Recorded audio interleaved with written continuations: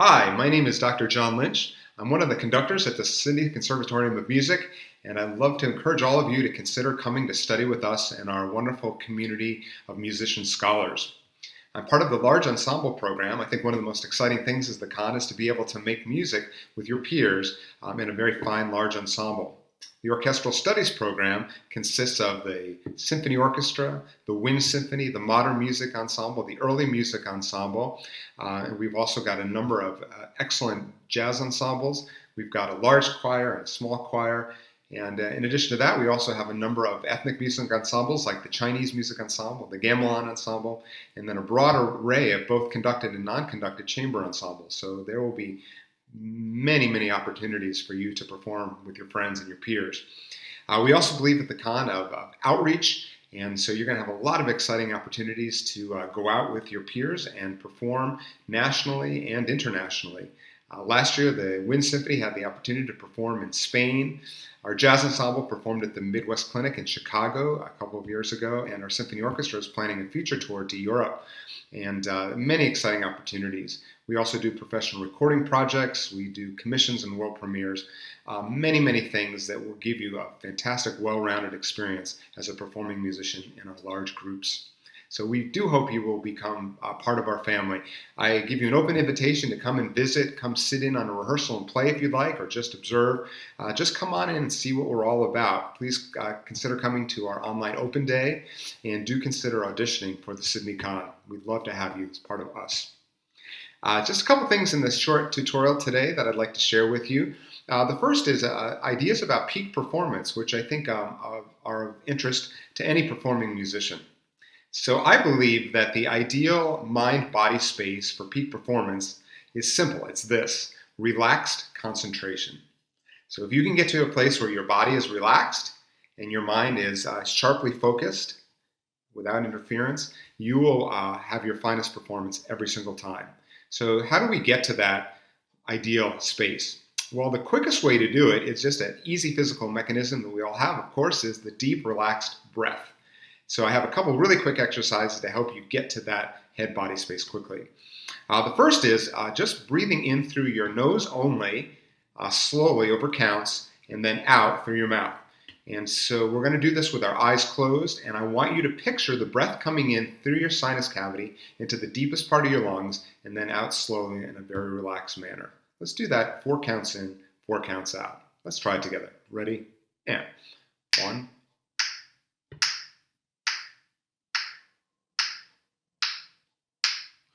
And doing this for a number of times you're going to start to feel your body relax, and for all of the crazy thoughts that you might have rushing about in your head will start to dissipate, and you'll get clarity.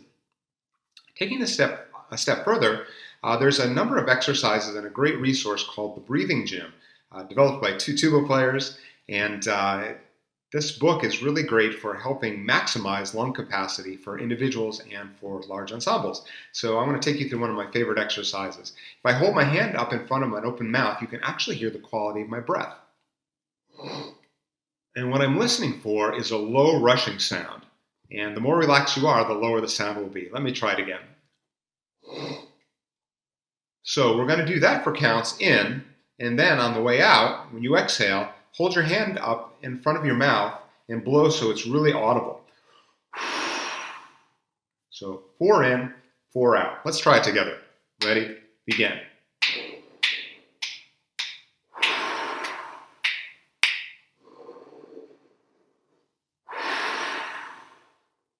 And after doing that 4 or 5 times, you're going to probably feel a little bit lightheaded because you're really oxygenating your brain, and you're probably taking in more air than you're used to taking. But this will, over time, help you increase your lung capacity. And we all know that the life force of a wind instrument, and singing as well, is the quality of that deep, relaxed breath.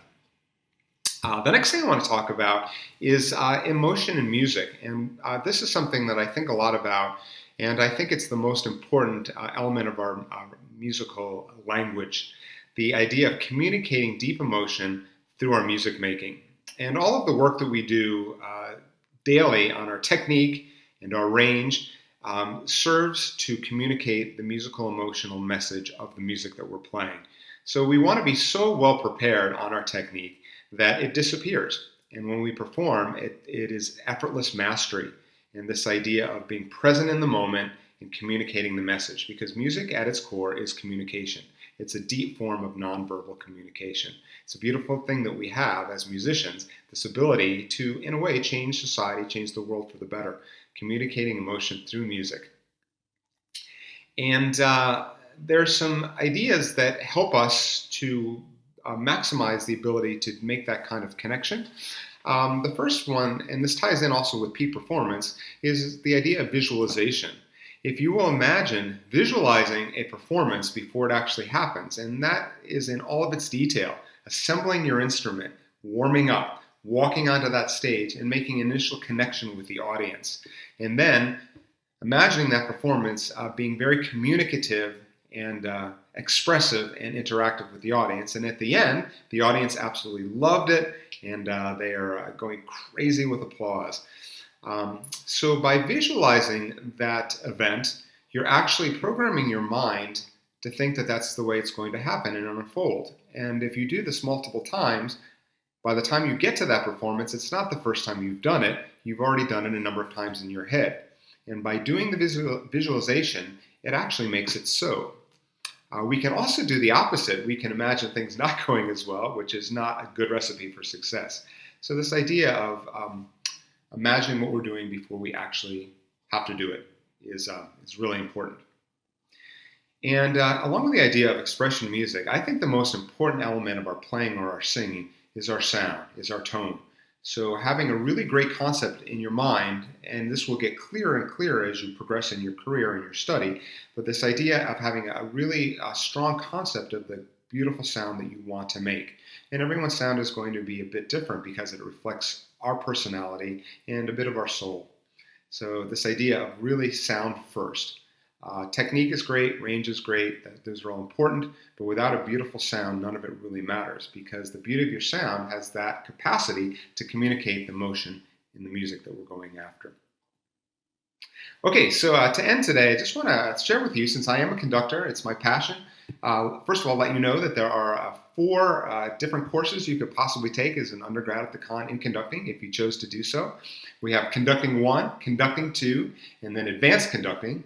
And if you've made it through all of those undergraduate courses, you'd be invited to participate in one of our graduate conducting seminars for our graduate conducting majors. So lots of opportunity. But I'd like to share with you just a quick couple of movement activities that will help get you started if you have any interest in that.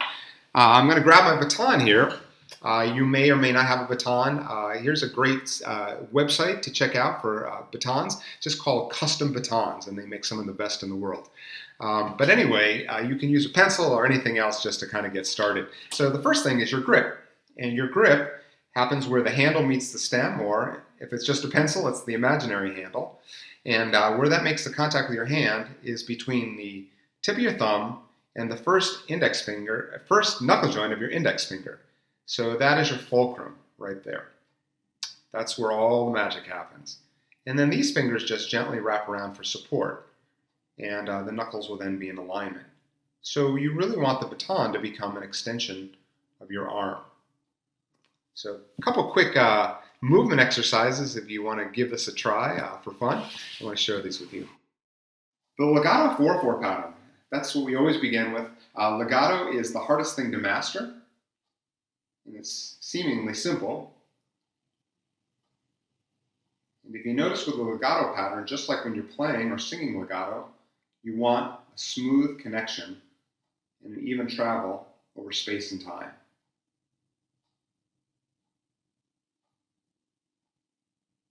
So once you get comfortable with this, there's a couple fun exercises that you can try to get the left hand engaged. So conductors have to be very fluent with both hands doing different things at the same time. It can get a little bit confusing. But here's a couple hand independence exercises that you could try yourself. So here's the 4/4 pattern. Get that going first. And then with your left hand, take your index finger. You're going to outline a box. And there's going to be 2 beats per side. Ready, begin. 1,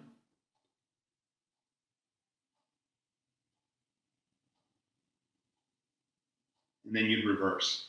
So the hands are moving in different directions, and this really makes you split your brain in half, but it'll get more comfortable over time. Here's another one.